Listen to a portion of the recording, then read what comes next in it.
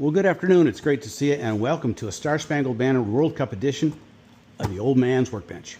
You know, unless you've been living under a rock, you know that for the last month or so, the World Cup has been taking place here in North America, mostly here in the United States. So thousands of fans from all over the world converging on the United States, many of them for the first time, coming here to cheer on their team. And it seems like every single one of them is posting on social media. And if there's a common theme, especially from our friends across the pond over there in Europe, is that they're really enjoying American air conditioning and ranch dressing, which for some strange reason, they seem to have a shortage of over there. One of the things that we've learned over here in the United States over the last 250 years is if you don't have something, you make it.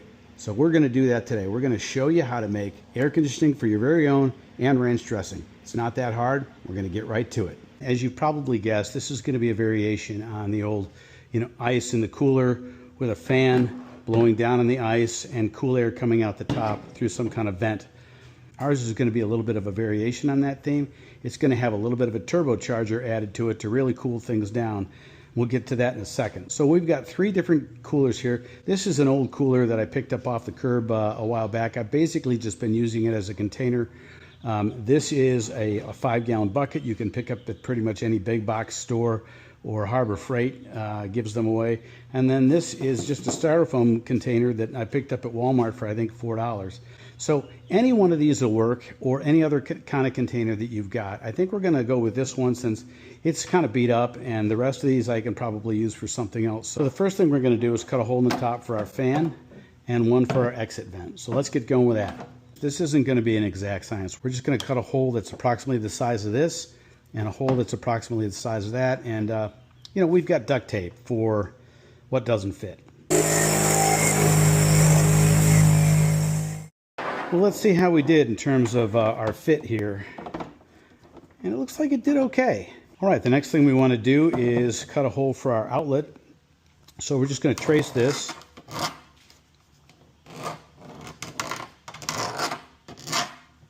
We're going to drill a hole like we did with the other one, and we're going to cut it out with our jigsaw.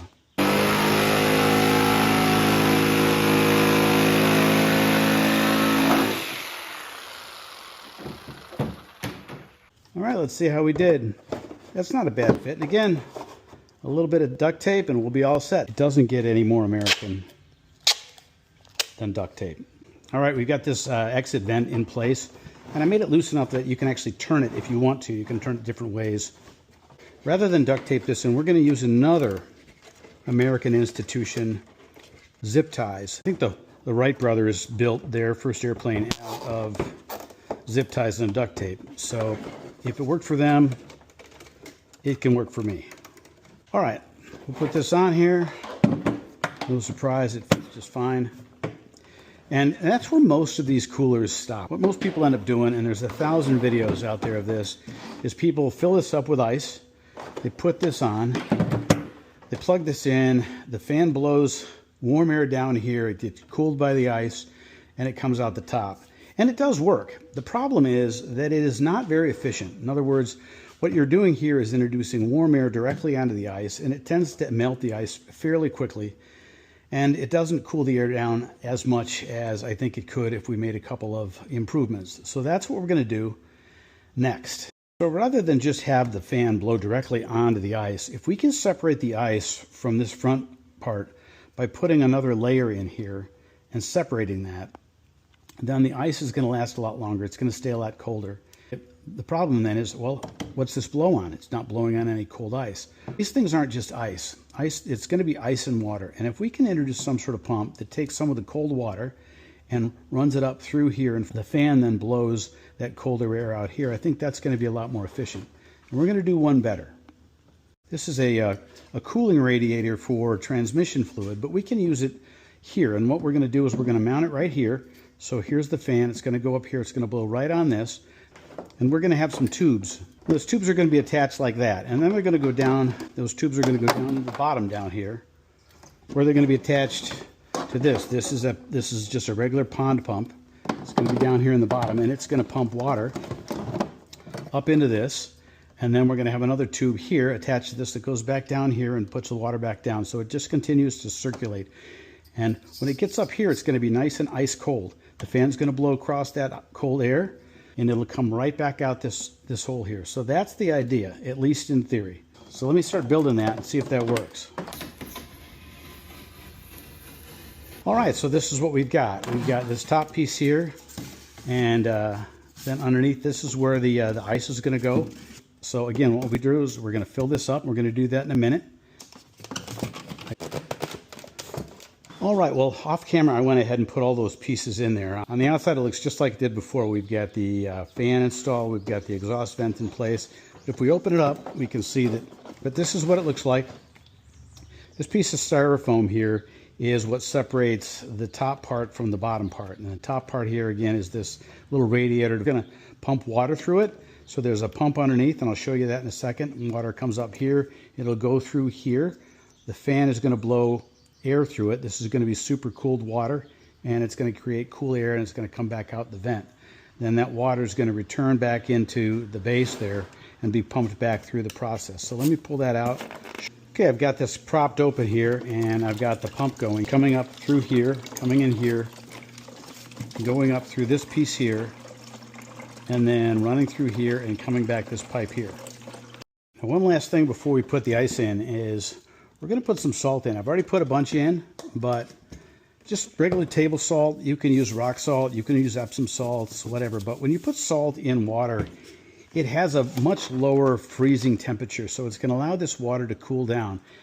When it's just plain water, it's not going to be any colder. It's going to be 32, 33 degrees. It's certainly not going to be as cold as the ice.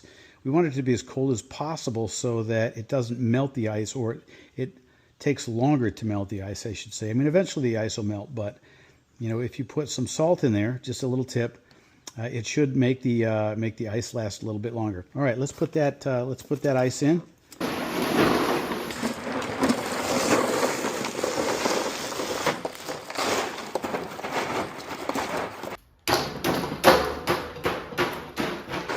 I think we've got room for more, and we've got more ice, so why not use it?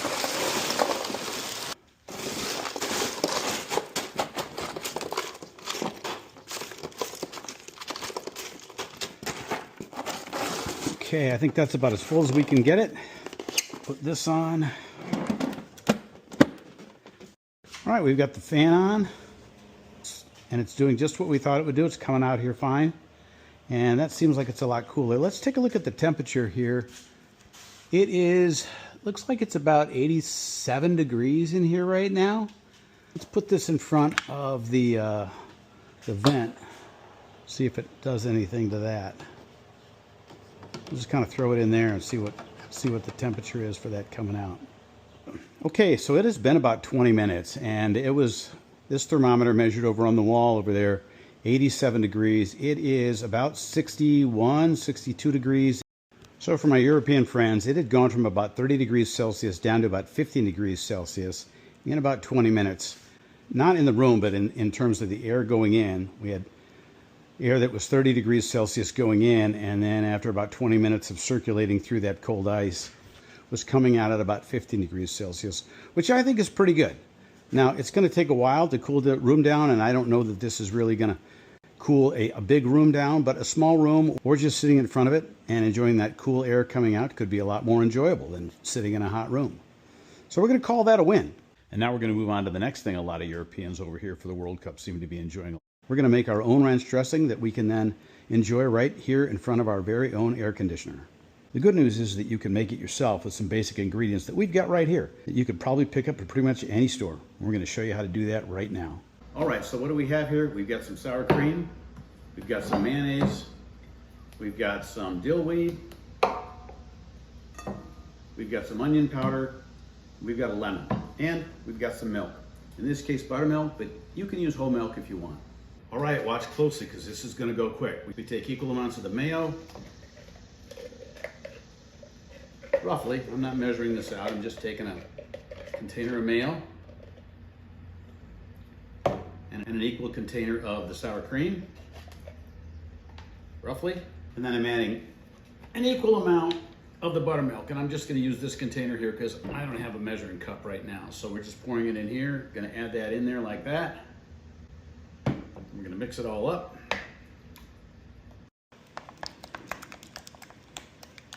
Once we've got that sufficiently mixed together, we're going to take some some lemons, and we're just going to squeeze in some lemon juice.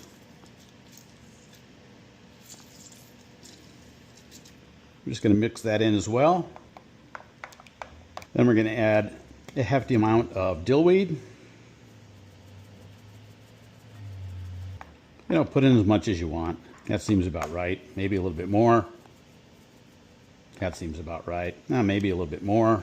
And then we're going to take some onion powder. And we're going to add some of that for taste.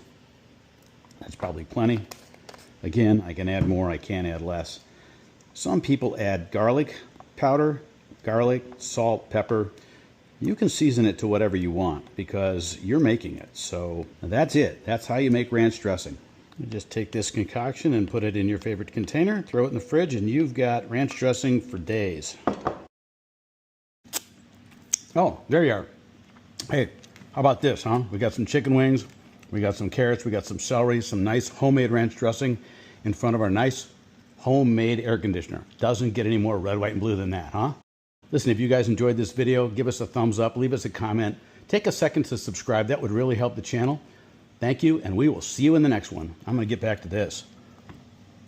Can't wait for that England-Argentina match tonight, a replay of the Falklands War. I remember that. Can't remember who won, though. Yes, I can.